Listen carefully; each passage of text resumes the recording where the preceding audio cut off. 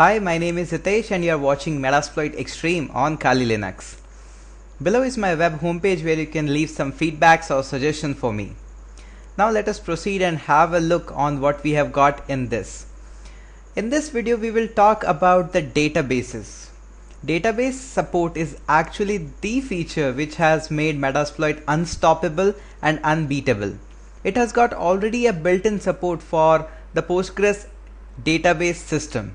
Remember the command that first we have to load up the database and we write service, then the database name and start, and finally we start the Metasploit service.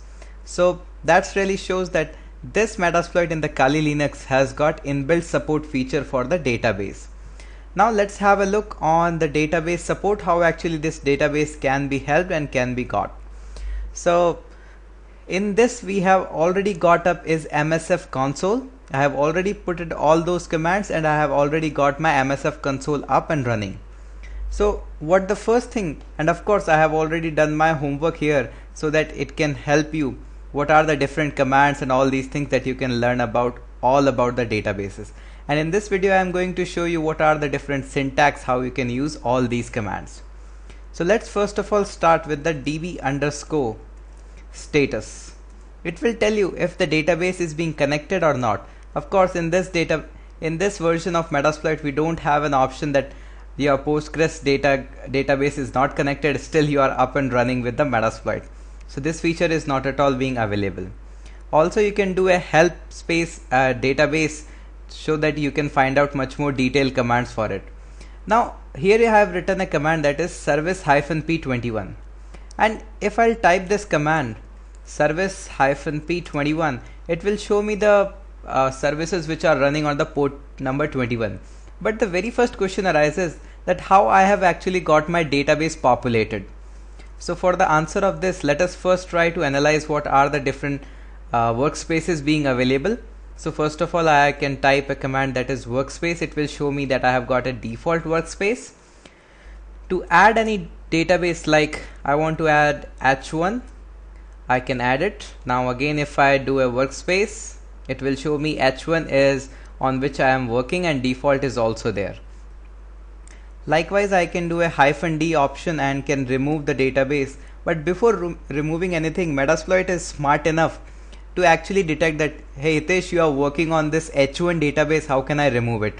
So first of all it will shift you to the default database and finally it will remove it from the H1. So here what I was talking about is being written out here. Now this is bit much okay that we have learned workspaces and all these things. Now how to actually populate the databases? Here is a small command that says db underscore nmap. That simply says you can import the database with the nmap functionality and can type out all these things. So what I have got here, I have already got my Metasploitable 2 up and running out here, and it has got IP address of 192.168.52.160. Make sure that you have also your Metasploitable running and puts out the right IP address here. Now once if I'll enter this command, it will populate the database with all the nmap functionality which are there and all the scan results of the nmap. I'm just quitting it to save a few times. It will take around 10 or 12 seconds to actually populate the database, but you can simply do that.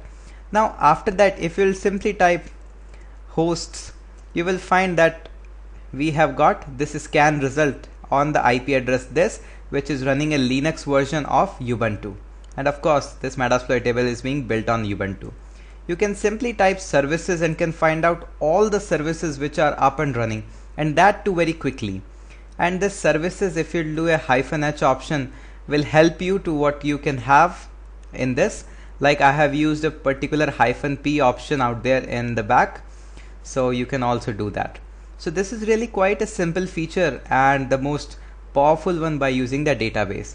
Also at the end we have got various things like db underscore import. Suppose you have got already built up scan with the nmap, you can import it by using a db underscore import. And likewise you can do a lots of varieties of stuffs by the host command. And don't forget to give a host -h option so that you can find out much more help about it. So this is all about the things which you can find out with the database. One more last command that I would really like to give you is finally the help version of the database. Now with this help you may find out various commands that you can look around and can find out all it. Like I can type one more, that is vulnerables, that is vulns. If that is already being defined like vulnerables, it could have shown up, but right now it hasn't showed me anything out there because nothing is being mentioned in the database that this is the vulnerability out here. Also we have got one more important command, that is loot, and in the later videos I'm going to show you how this is being out there. Loot is actually very favorite one commands because whenever you break out into the system, the hash dumps or the password files are really important for us, and this will help us to get more into that. So this was all about the quick and short introduction about the database. Hope you have learned quite a bit in it, and let's find out in the next video what we have got for you.